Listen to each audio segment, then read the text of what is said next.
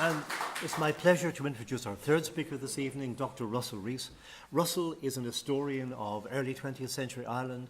He has written numerous books which are used by students on historiography, on the Irish Revolution, 1912 to 23. But his most important book, and the main book on it, is his book, Labour and the Northern Ireland Problem, 1945 to 51. So would you give a warm hand for Russell, please?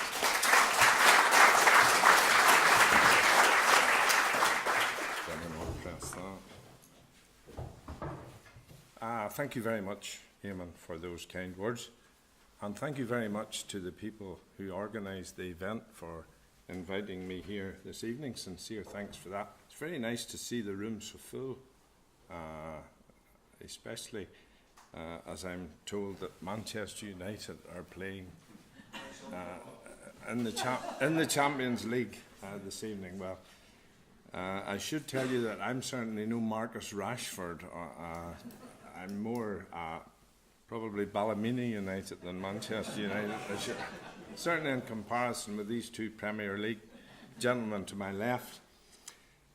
But I want to speak a little bit about the Labour Party and Northern Ireland, the Northern Ireland problem.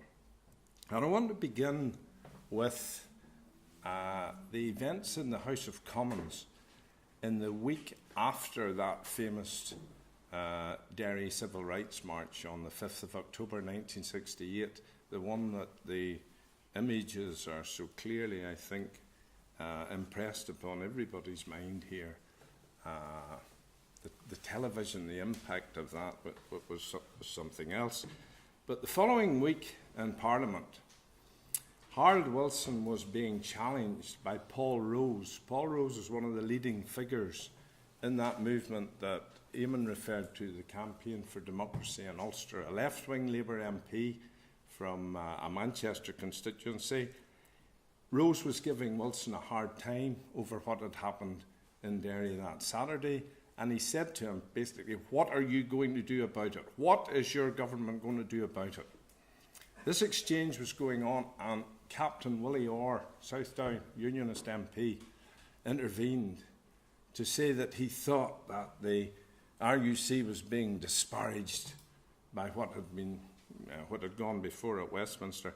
And Wilson turned and looked across at the opposition benches and said, look, up to now we've had to listen to people like you and others like you about events in Northern Ireland, but we saw for ourselves, I saw for myself, as he said, on British television what actually happened. So that kind of withering put down, I think, of Orr, who was the leader of the Ulster Unionists at Westminster, seemed, I think, to indicate that we were on the cusp of a new way of looking at the Northern Ireland problem at Westminster. Looked as if Wilson's Labour government would now intervene to sort out the Northern Ireland problem. Of course, the Unionists had long experience of dealing with the Labour government. You know, the Attlee government, which Eamon has referred to there, and Henry, the post-war government, the 1945 to 51 Attlee government. Those were difficult days initially for Ulster Unionists. Initially, I think the shock of that election result was something that they just couldn't get their heads around. You know, the Churchill, the great war leader, victory expected to be, rubber stamped, and he got a proverbial kick in the backside from the electorate who were thinking more about the future, not the past, which is what the 1945 election, and I suppose many other elections are about. They were about the future, not the past. And there was immediately, among Unionists, this fear that Westminster would now start interfering in the province's affairs. And those fears were immediately intensified by the formation of a Friends of Ireland group. The Friends of Ireland were a group of Labour MPs, about 30 of them, who made it their business to raise the problems, the grievances of the Catholic minority in Northern Ireland. They came from a mixture of backgrounds. Some were originally from Irish families, some were from constituencies where there was a significant Irish population in Britain, and some were just on the left of the Labour Party.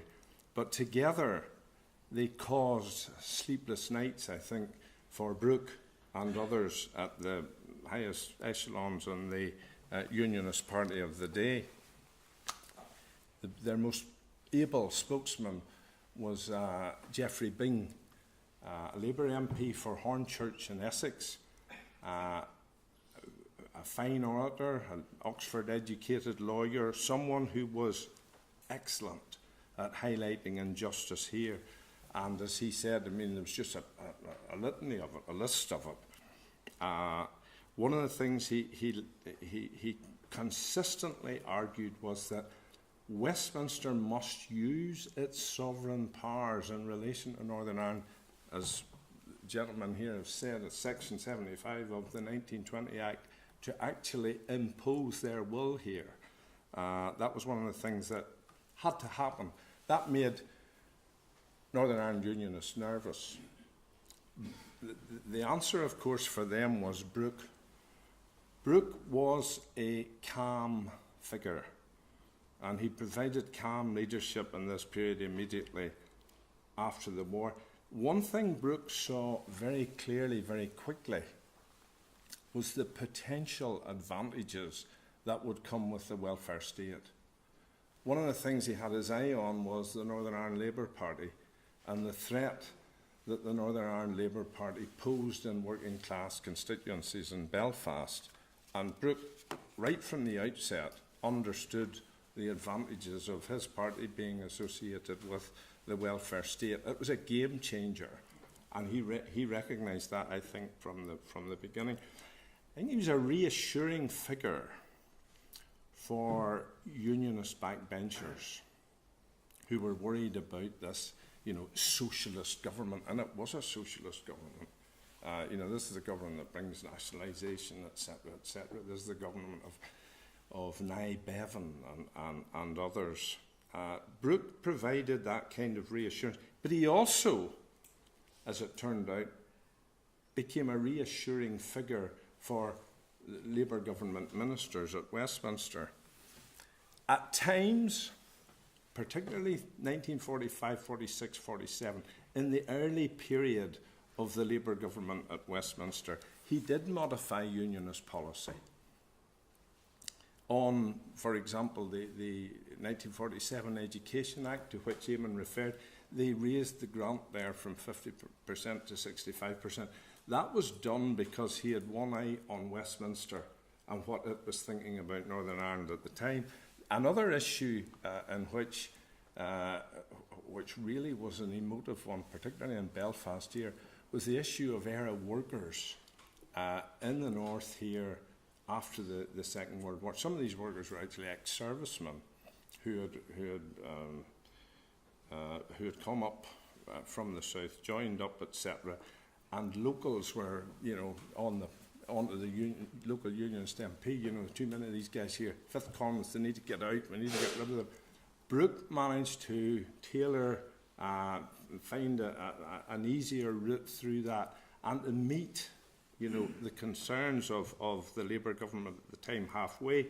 And the crucial thing here was the role played by a Northern Ireland civil servant, A.J. Kelly, who was a liaison officer at the Home Office. It was the Home Office that looked after Northern Ireland affairs in those days. The irony, of course, is that the Unionist government had a guy over there in Whitehall telling them what Labour was thinking, what the various ministers were thinking. The Labour government, or indeed previous governments, or indeed subsequent governments, until Oliver Wright came here in 1969, they didn't have anybody over here, which is something obviously that was missing. But Kelly, and you would see it in his correspondence, I think we need to think about this, because we need to, our friends in the Home Office, are keeping up our end in a way that you can't realise. So we just need to be more subtle on this. And Brooke listened to that. He had enough wit to realise, that we did need to just modify things slightly. Just it was about image perception, and he carried that. At the same time, of course, as Eamon has said, there were other elements in the Unionist Party, and they were included members of the government. And Henry's book that I read, must be 40 years ago, that doesn't mean anything else, by the way.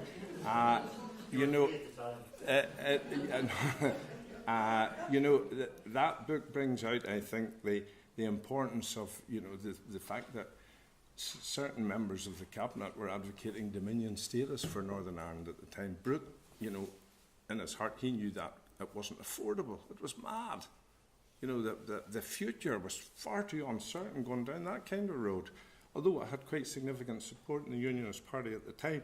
So he put the kibosh on that. He wouldn't hear anything of that.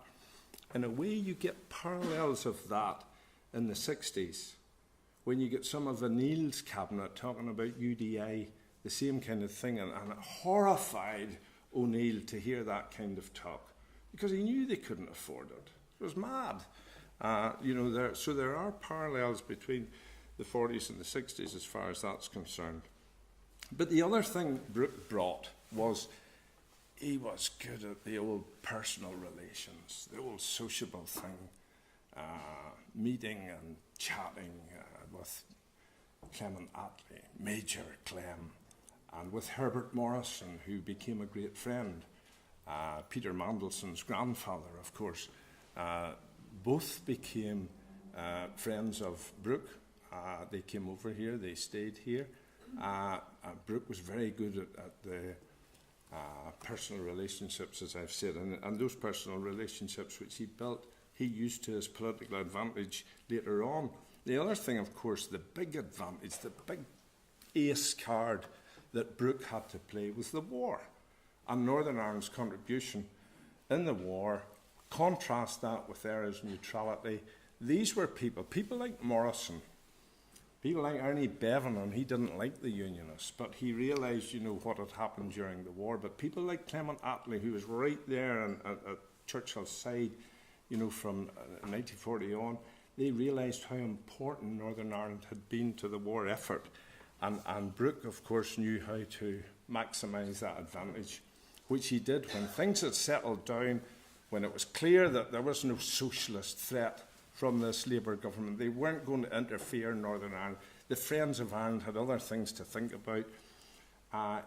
When the opportunity arose, he seized it. And as Eamon referred to there, the Ireland Act in 1949 was something, that Brooke pressed very hard at Westminster, took advantage of the South's declaration of a republic, and managed to get this bill passed, which said, that the constitutional position of Northern Ireland would not change without the consent of the Northern Ireland Parliament. Very important as far as Brooke was concerned. 1972, it doesn't seem very important, but no one thought in those terms at the time. He didn't get everything he wanted. He wanted to rename this place Ulster. Well, that was a step too far for Attlee, and he said, no, we're not having that. So Brooke is someone, I think, who is this, in many ways, this reassuring figure for both unionism and for... I wouldn't take issue with what Eamon has said, but in some senses, Brooke's image largely rested on a speech he made to Fermanagh Orangemen on the 12th of July 1933, which means established him as a clear and obvious sectarian bigot. But if you just step aside from and think about the context there, subsequently Brooke did have, he had better than most of his contemporaries. He had an eye on Northern Ireland's image at Westminster, which was important. And he did offer encouragement at times to liberal unionists in his cabinet, like Brian McGuinness, later a Minister of Home Affairs, and a genuinely liberal unionist, But the one thing, it's in many ways here is parallel with Craig in the 30s. Brooke got lazy. In the late 50s, early 60s, Brooke spent his afternoon in the golf club.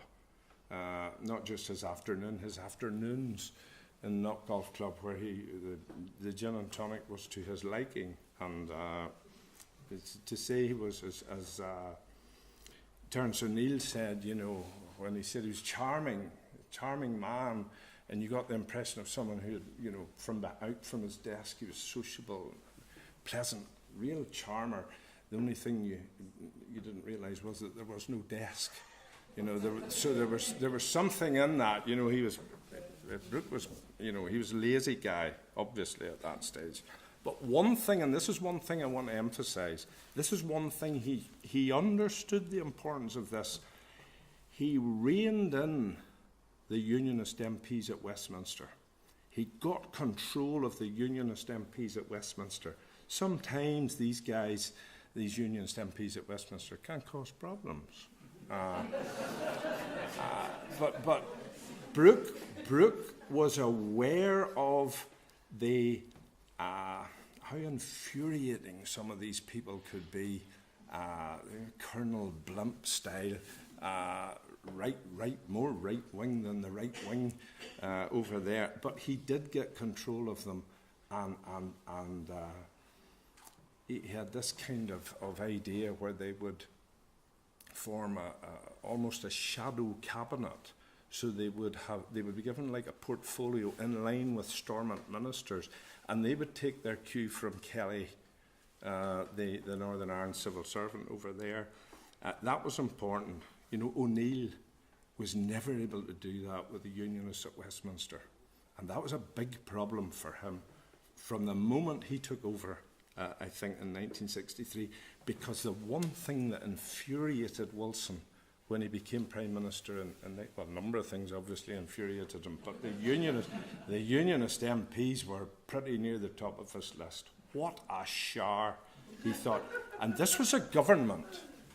I should have realised this thing's been filmed.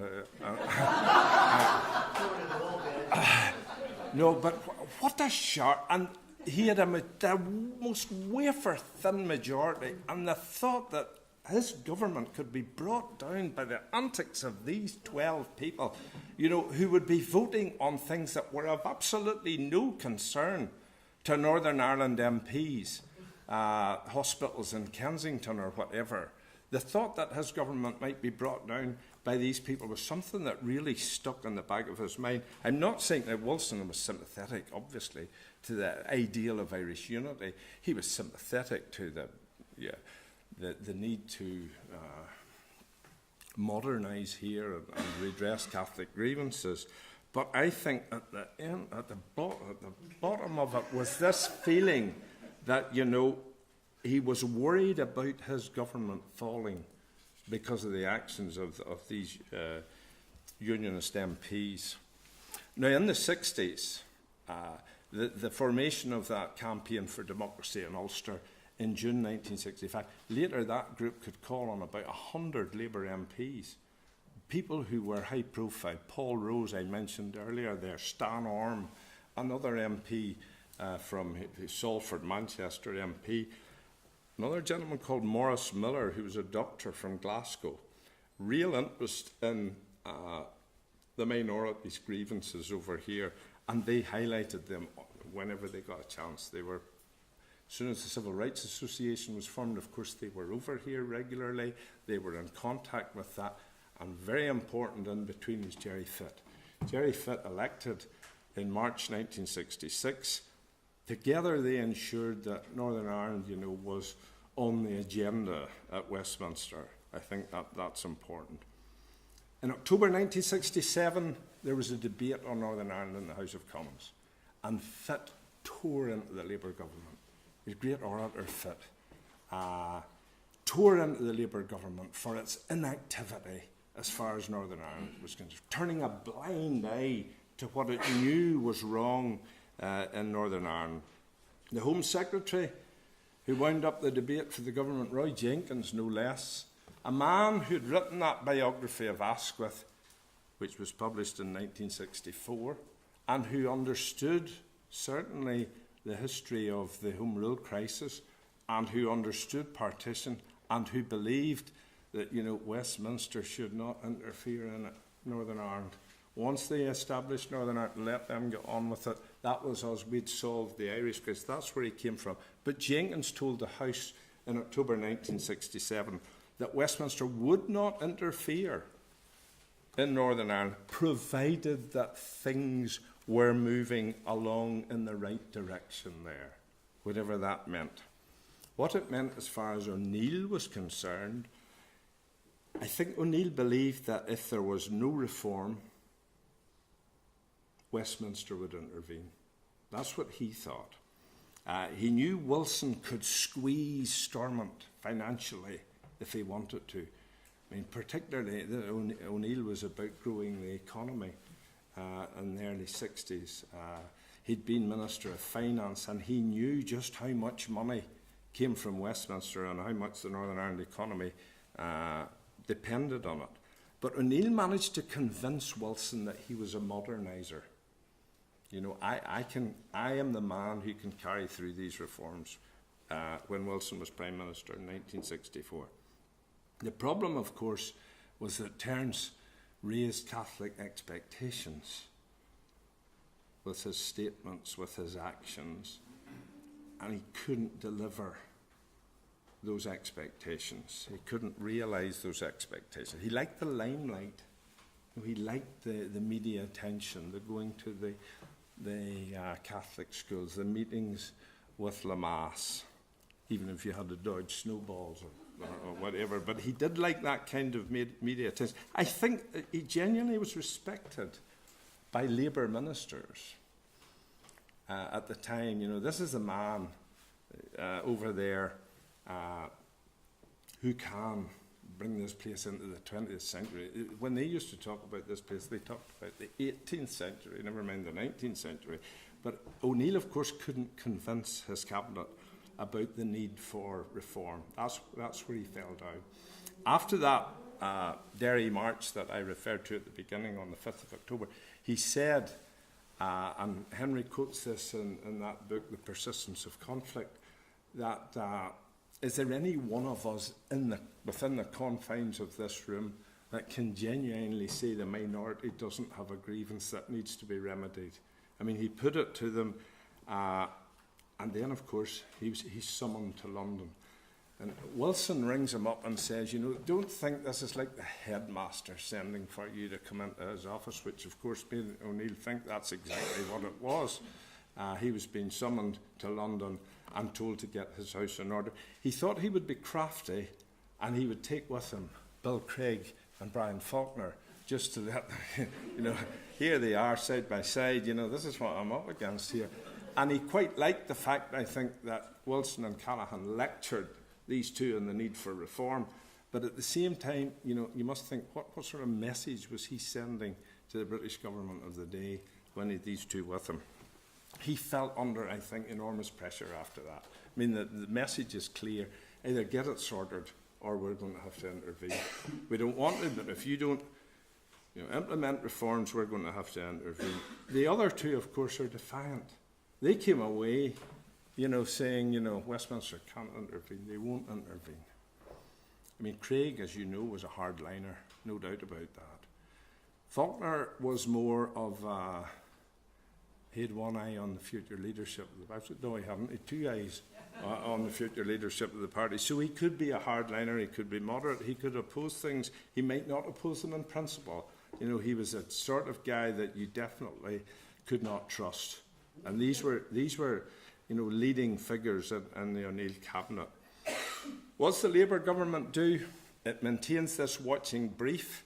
But one of the things I think that's clear from this period, they've no understanding about Northern Ireland, no real understanding about Northern Ireland, particularly about Ulster Unionism. They didn't understand, I think, particularly here west of the Bann, where O'Neill faced the greatest opposition to introducing the local government franchise, one man, one vote. and the other reforms which, were stacking up: Special Powers Act, discrimination, housing, jobs, etc., etc. He took an enormous gamble in February 1969 with that election, and the result didn't pay off. The result was inconclusive, and he's gone. I'm not going to bore you with the circumstances of the way he went, but it was one unfortunate thing after another. If you were looking for bad luck, it just seemed to come in swathes as far as he was concerned. But even with O'Neill out, the person that the Labour government had pinned their hopes on, even with him out, I think the Labour government was still hopeful that some sort of resolution to the problems here, reforms could still be found. And finally, of course, in August 1969, they do appoint Oliver Wright, ex-Foreign Office official who'd worked with Wilson on Rhodesia for 2 or 3 years. He came over here. You would have thought that, when the government commits troops here, that it would have appointed a minister here. But they didn't. They appointed an official. And the reason for that is they still wanted to keep Northern Ireland at arm's length. Even after August 1969, that was their strategy, their policy. I mean, Wright, when he came here, Chichester Clark, he thought was a decent man. Didn't have the feeling about the way he was painted in the British press. No, this is a thoroughly decent man, but he's totally out of his depth as far as this situation here. But again, they just hoped somehow he could be stiffened, his resolve could be stiffened, and he would push through reforms. That's the way it was left. So, what have I been saying? I've been saying that the Labour government had every opportunity to intervene here, to interfere here, if you like, and they didn't take those opportunities. And I'll finish with this. This is one of the ironies of this. And we don't sometimes think about this because we always look at the origin of the Troubles from Northern Ireland perspective. Go over to London for a minute and look at it from there. Actually, the beginning of the Northern Ireland crisis was a success story for the Labour government. Wilson had been in terrible diffs earlier in the year in 1969. This was the Wilson who devaluation at the end of 1967, balance of payments crisis, the economy going all wrong. 2 things restored Wilson's authority in 1969. One was the economy got better, and the other was his perceived handling of the Northern Ireland crisis, which the British media, by and large, outside the Daily Telegraph, which continued to hold the unionist line and report the unionist line. But it also led to a rapprochement between Wilson and Callaghan. This was a cabinet of big beasts. A lot of them wanted Harold's job. They thought he'd be gone by 1970. Craig and Faulkner certainly thought that. They did, and O'Neill was warning them, just because if he has, don't think things are going to get any better.